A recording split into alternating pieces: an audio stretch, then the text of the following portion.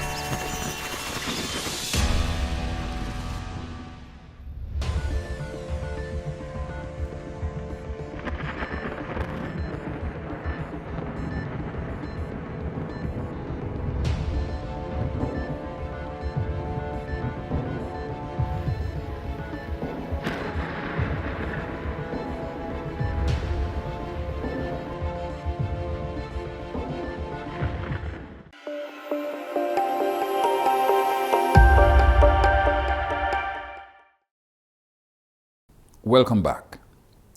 Work on the Loubiere to Bagatelle road rehabilitation project is nearing commencement. Mobilization of heavy equipment, materials and workers have begun with a start date projected for January.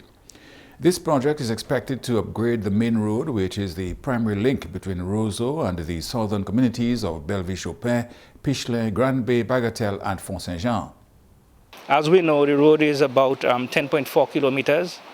At a substantial cost, which is, I believe, to the tune of $116 million. A lot of people may say, that is a lot of money, but post-Hurricane Maria, as you know, the government commitment and especially Prime Minister's vision has been towards building resilience. And as we have seen for other previous projects, resilience is not cheap. So we rather put all of the efforts in, do what is right the first time, so that we do not have to come over and over again. As you can see, driving through the road coming up here, there are several areas. Yes, it is drivable, but we intend to enhance the driving experience for the people from the south and also for commerce activities. The rehabilitation works will include the improvement and replacement of a number of structurally unsound bridges, which are critical to the integrity of the road network and will provide critical access to social and economic activity for these communities. Honorable Defoe believes that the construction of the road will not only enhance driving, but increase tourism activity in the area. We are very deeply invested in boosting our tourism product. And although we may not consider the south as a heavily visited place, but of course these are things that can change if you improve your road infrastructure and network. So as the Prime Minister always says, a building road is not just a road. It opens and creates opportunity and it enhances whatever already exists. So there are many things that we wish for in the south that we do not have, which we feel this road could bring. As you know, the south we do not have any major hotel facilities. A road network can enhance or encourage investors to take on that challenge and find a suitable area in the south where they can invest. So there are many opportunities, many things, but for me, most likely, it is for the engagement of the young people who are searching for jobs is one of my preferred benefit that will come out of the project. The works will also include drainage, slope stability, retaining walls and improved road alignment for the increased safety of road users. There will also be the replacement of 4 existing bridges, the construction of 1 new bridge and the removal and construction of several culverts. A series of stakeholder consultations are being held in relation to the road rehabilitation project. The first of these consultations will begin in Pichelin this evening at 7 p.m. And of course, even prior to this consultation, I've met many with community members who have been asking me many questions about the project. So I do so on a one-on-one basis, but I'm happy that tonight the community on a whole will have the opportunity to ask many of the questions about the projects, about what possible hindrances there may be, how their life may be affected, what are the alternatives, what are the solutions, what are the things that will be put in place. So all of these things could be asked directly to the project managers and contractors this evening. The road will be constructed to the international standards of a 3-star rating. This means the safety features on the road will be given immense consideration. General Manager of the Dominica Water and Sewerage Company, Dowasco, says in spite of the challenges, the company was able to accomplish a number of important projects in 2024. Dowasco was able to complete pipe replacement on the East Coast Road right through the Kalinago territory. We did that successfully, although there are some challenges still we try to correct at this point in time. But we did that at a significant cost of about $6.6 million. And that's a loan that we had to take, granted by the government of Dominica. We had some successes there in the Joe Burton area in Wesley. We commissioned the new storage tank, 500,000 gallon storage tank that was built there to facilitate the relocation of persons from the community as a result of the new International Airport Development Project, a major project that is taking place there. Financing of that successful project was provided by the government of Dominica. And even challenges we had in the Crapo Hall area, we were able, with the assistance of the contractors there, all part of the airport project, however, we were able to assist us, and we have overcome most of the challenges, or I would say probably all of the challenges we had there in a significant way. So we had quite a bit of successes. We concluded plans for our water sector strategic development plan in 2024, and we were able to place the order for all the pipes required for the 5 or 4 projects under that particular program. So, we're very, very pleased with what happened. Of course, in June 2024, the government allowed a charge on the water bills, the water access charge, so that the Dowasco could meet some of its commitments and so on, which has proven to be a challenge to date. And the Prime Minister has announced that the Cabinet, the government, will be looking at it, hopefully to review it, and in the interest of persons and the complaints that people had, the concerns that they had, and hopefully that will be done pretty early in 2025. Dowasco will commence physical implementation of works under the Water Sector Strategic Development Project this year. That's a project funded by the government of Dominica through funds provided by the UK SIF and managed by the FCDO, that's the Foreign Commonwealth Development Office of the UK, and the CDB. So tight management of those funds is approximately it's just over $35 million thereabout. And we are going to impact 4 major water systems with those funds. One is Grand Form Monjon River Civic, where we are going to do a new intake or rehabilitate significantly the intake on the Grand Form River so that we can supply water to Monjon, of course, via pumping up the hill, and then to River Civic from Monjon as well. There are plans for a new intake, supply and distribution line and new storage tank at Castle Bruce, which is meant to rectify water shortage issues there. A new pumping station, new tanks and supply and distribution lines for Calabishi are also on the cards for this year. The 4th project will serve Coolibistry and Grand Savan, Salisbury. All these projects are expected to cost in the region of 35 million EC dollars. We have orders that indicated all the pipe and fittings that are necessary for the pipes, or running the pipes in these areas. We're in the process now of contracting a supplier to provide storage tanks, about 8 storage tanks that will be necessary throughout the project. We're going to be using the glass fuse tanks. In one instance, I believe we're going to use a concrete tank. It's preferred that we do that there. So it's quite a bit of equipment to be bought, pipes to be run, intakes to be built, among other things. So we are also in the process of discussing and seeking approval of the CDB to engage subcontractors and contractors for the works to be implemented. We have a very short time to implement this project, and we want to make sure that we are complete with everything by the first quarter of 2026 or before.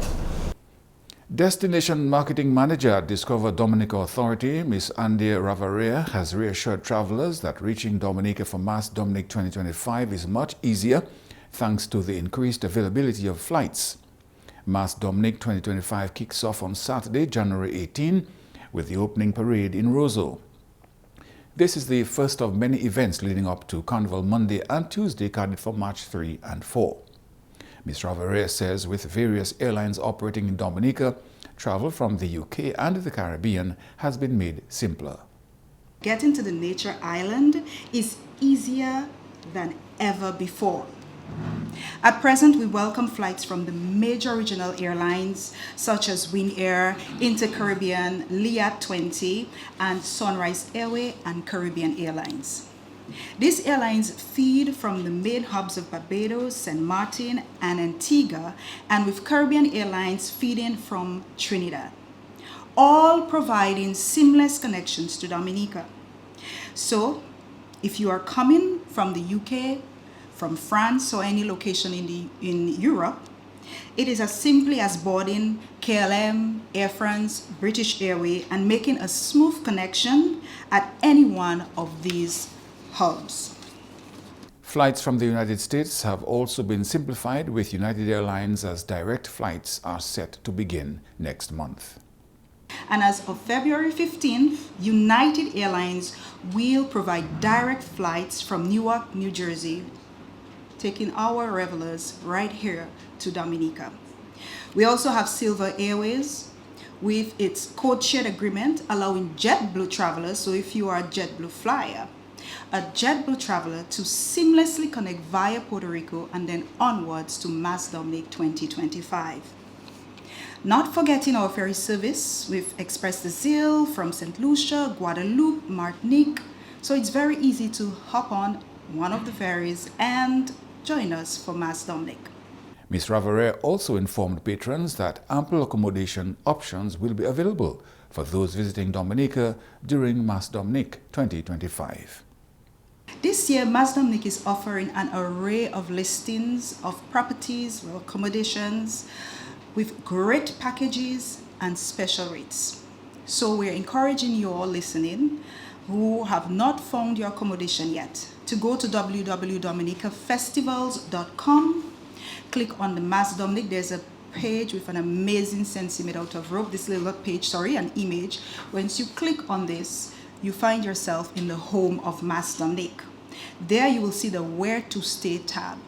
We are actively updating that list, providing information of those accommodations that are booked already or are soon to be booked, and those that are currently available with their packages or their special rates. So we've got you covered, really got you covered for Mass Dominic 2025.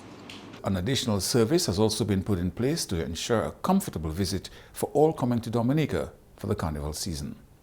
We want to make sure your trip and your stay in Dominica is seamless and hassle-free as possible. So if you require any assistance, you have any questions, do not hesitate to call or WhatsApp the white glove service. I like to call it white glove service. Some people say concierge. Nah, white glove service, because honestly, when you call these young ladies, the service that you get, the assistance that you get, it's amazing. I promise you, if you are encountering any issues of trying to get your flights in terms of what flight should I take, what best route should I take, where should I stay, call or WhatsApp 1767-275-7298 and 1767-275-7293. You are watching National Focus. More when we return. I love the freedom when I'm out there. Simply put, the worries from shore, none of that out there. And it's my daily bread. I learned it from my dad. My dad is one of the senior guys here who catch the biggest fish around here. And he's top with the red snappers. It's a family thing. I'm the only one fishing right now in the family. Just keeping it going. I enjoy bringing them up, man. Sometimes you have a yellowfin tuna, 400 pounds. Man, let me tell you, that's just a joy out there. I enjoy going out there and just holding the big fish. I don't lift weights, I lift fish. The morning of my fishing trip, I would get up, make a little spiced tea. Then I come down here. I have my GPS, which most fishermen are supposed to have that. Normally I prepare the day before, because whenever you're going out there, you must have ice. Ice is a must for preservation of the fish. So I always make sure I have everything the day before. My fish represents me, and I bring good quality fish ashore simply because the restaurants themselves, they have to show a quality product. Tourism and agriculture go hand in hand, that's what I think. We're all connected, it's like a big machine, and I'm just so proud to be a part of it. My name is Brandon Carlisle, and tourism is my business.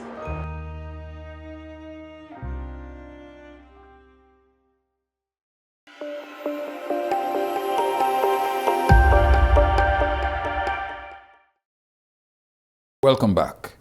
The Eastern Caribbean Supreme Court marked the commencement of the new law year with its traditional ceremonial opening proceedings today. The theme was Accessibility and Awareness, the ECSC bridging the gap through community engagement. The ceremonial opening began with a church service at the Roseau Seventh-day Adventist Church, followed by a procession to the court, where a formal sitting or special sitting of the court was held at the criminal courtroom at the Supreme Court building. Acting Chief Justice, His Lordship the Honorable Mario Mitchell, delivered the feature address live from St. Lucia with speakers from various member states and territories of the Eastern Caribbean speaking via the Zoom platform. Featured speaker on behalf of the Commonwealth of Dominica was Chief Magistrate, Her Honor Mrs. Candia Carrette George. The first scheduled sitting of the court will take place in host member St. Lucia. Tour promoter in the Portsmouth area, Andrew Cobra O'Brien, continues to advocate for self-help and collaboration in tourism development. O'Brien strongly believes that there is room for individuals to play their part in initiating projects and leaving room for government to come in later to provide support where necessary. I mean, no man is an island, and no government can give it all. That's why I always tell my people, we have to do what we can on our own and let the government come and give us the support. That's what I believe in. So therefore, for example, if we want, now we need the landing on the side of the wharf. I have my team, we decide to do all the labor. The government can give us the material and we will build it because we have the technology and the skills. You know what I mean? O'Brien does not support over-reliance on central government to get things done. He strongly advocates partnership in community development. But this is how I believe people should work also in the system and the government, you know, movements and so on. You don't just lie down and play dead like an opossum and expect the government to come and hose you down and then put clothes on you, feed you, give you a bed, make the bed, put you to lie down on it. Nah, it's not going to work that way. We are people and we must work as a team. That's what I believe in. He is inviting patrons to support the Red Rock Cuisine Reggae Singing Competition carried for Saturday. A number of artists are down to perform at the event. Now for today's weather advisory. A surface to low-level trough will be affecting the area during the next 24 hours. However, a relatively dry atmosphere with cold sinking air is expected to limit significant shower activity over the island during the period. Light winds and surface heating could result in occasionally cloudy skies with isolated showers. A relative increase in moisture levels can be expected tomorrow as the cold front dips southwards across the area. Slight to moderate seas are expected during the next 24 hours with waves peaking near 5 feet. An increase in northerly swells can again be expected during tomorrow along the western and the northern through eastern coastlines. Small craft operators and sea bathers are advised to be on alert and to plan accordingly as swells could peak up to 10 feet tomorrow. And that's all for this edition of National Focus. Be sure to follow GIS Dominica on Facebook, YouTube, and on Twitter. You can also drop us an email at gis@dominica.gov.dm. From all of us here on the GIS News Production team, I am Julian Morris. Thanks for watching.